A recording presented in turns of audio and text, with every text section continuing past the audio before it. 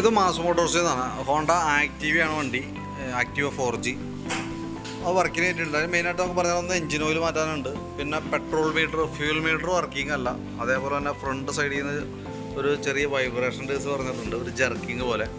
പിന്നെ അതിൻ്റെ ഫ്രണ്ടിലത്തെ വണ്ടി ഒന്ന് ഇടിച്ചേർന്നാണ്, അപ്പോൾ ഫ്രണ്ട് സെൻറ്റർ കവർ പൊട്ടിപ്പോയിട്ടുണ്ട്. അങ്ങനെ 1-2 വർക്കുകളായിട്ടാണ് വന്നേനെ. അപ്പോൾ നമ്മളതിൻ്റെ ഓയിൽ മാറ്റുന്നുണ്ട്, ഓയിൽ ചേഞ്ച് ചെയ്യണമുണ്ട്. ഓയിൽ അയച്ചിട്ടുണ്ടാവും മാറ്റാൻ വേണ്ടിയിട്ട്. ഈ പെട്രോൾ മീറ്റർ വർക്ക് ചെയ്യാത്തതിൻ്റെ കംപ്ലയിൻ്റ് എന്ന് വെച്ചാൽ ഈ മെക്കാനിസത്തിൻ്റെ കംപ്ലയിൻ്റ് ആണ്. മെക്കാനിസം മാറ്റിയാൽ തന്നെയാണ് നമുക്കത് മീറ്ററിൻ്റെ റെഡി ആവുള്ളൂ. ഇപ്പോൾ നമ്മുടെ കിലോമീറ്റർ നോക്കുമ്പോൾ 90,000 കിലോമീറ്റർ ഇപ്പോൾ നിലവിൽ ഓടിയിട്ടുണ്ട്. 90,691 കിലോമീറ്റർ ഇപ്പോൾ നിലവിൽ ഓടിയിട്ടുണ്ട്.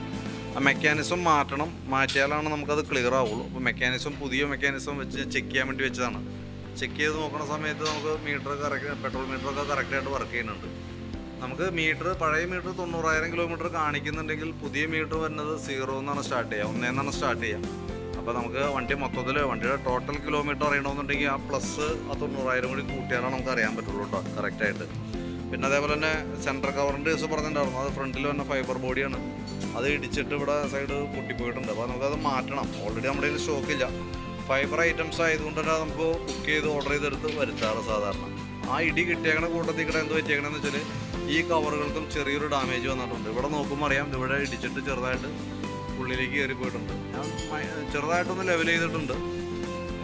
ആ ബാക്ക് സൈഡിൽ അവിടെ കീ ഹോൾഡർ വന്ന ഭാഗത്ത് ബാക്ക് സൈഡ് ഇടയ്ക്ക് ചാടി പോകുന്നുണ്ടായിരുന്നു. അതൊക്കെ കറക്റ്റായിട്ട് കയറ്റിയിട്ട് കറക്റ്റ് ചെയ്തിട്ടുണ്ട് കേട്ടോ. പിന്നെ സെൻറ്റർ കവർ വെക്കുന്ന സമയത്ത് ഒരു പക്ഷേ നമുക്ക് ഇവിടെ ചെറിയൊരു ഗ്യാപ്പ് വരാൻ സാധ്യതയുണ്ട്. അത് ഈ കവർ ബെൻഡായിരിക്കണമെന്നാണ്. നിലവിൽ വേറെ പ്രോബ്ലം ഉള്ള കേസൊന്നുമല്ല, എങ്കിൽ പോലും ഞാനൊന്ന് ശ്രദ്ധയിൽ പെടുത്തിയെന്നുള്ളൂ. ഫ്രണ്ട് ജർക്കിങ് കംപ്ലയിൻറ്റ് കാണിക്കുന്നത് നമ്മൾ ഓടിച്ചു നോക്കുന്ന സമയത്ത് ഫ്രണ്ട് ഭാഗത്ത് അലൈൻമെൻറ്റിൽ വന്നതാണ് ചെറിയൊരു വേരിയേഷൻ്റെ പുറത്തൊരു ചെറിയ ചാട്ടം പോലെ കാണിക്കും. അത് മേജറായിട്ടുള്ള പ്രശ്നമൊന്നുമല്ല. നമുക്ക് അതും കൂടി ഒന്ന് ജസ്റ്റ് ഒന്ന് ക്ലിയർ ചെയ്തിട്ടേക്കാം. അത് കുറച്ച് ഓടി തന്നെയാണ് കറക്റ്റ് ആവുള്ളൂ. അലൈൻ ചെയ്തിട്ടേക്കാം കേട്ടോ. ഇത്രയും കേസാണ് മെയിനായിട്ട് നമുക്ക് ചെയ്യുന്ന വർക്കുകൾ. വേറെ സർവീസ് സംബന്ധമായിട്ടുള്ള വർക്കുകൾ വേറെ കംപ്ലയിൻറ്റുകളൊന്നും പറഞ്ഞിട്ടില്ല.